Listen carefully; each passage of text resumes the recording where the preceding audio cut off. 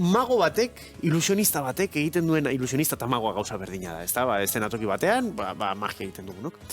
Claro, guk egiten dugu magia, egia da.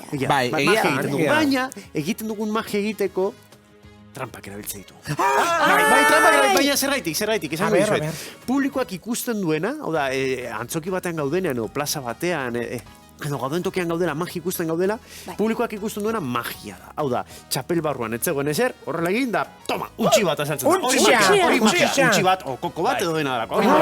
Claro, magoak hor sartu dut untxi bat, zuek hori ikusi gabe, trampa egin du. Metodo sekretu bat, modu sekretu bat erabili du hori hor sartzeko. Orduan, publikoak ikusten duena magia da, publikoak magia ikusten du.